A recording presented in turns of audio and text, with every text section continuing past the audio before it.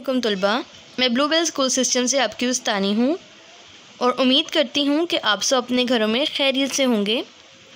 तलबा, ये हमारा उर्दू अदब का लेक्चर है, लिहाजा तमाम तलबा अपनी उर्दू अदब की कापियाँ खोल लें और अपनी कापियों पर दिन और तारीख़ लिखें। आज 31 मई 2021 और दिन पीर है। सबक नंबर 3, खिदमतगार कौन।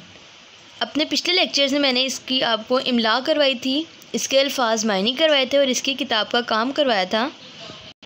अपने आज के लेक्चर में हम इसके अल्फाज जुमले करेंगे। तो पहला जुमला है खुदा तरस।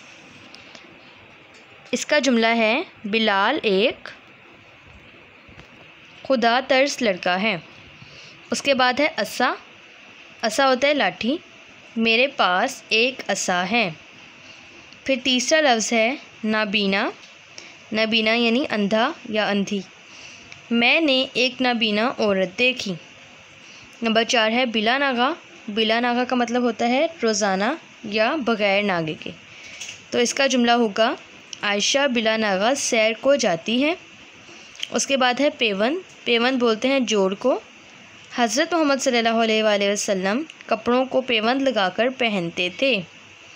और फिर आखिरी है बेसहारा। हमें बेसहारा लोगों की मदद करनी चाहिए। तलबा, इसको मज़ीद तफसील से अपनी ज़ूम क्लास में बताऊंगी। अपना बहुत सा ख्याल रखिएगा। अल्लाह हाफ़िज़।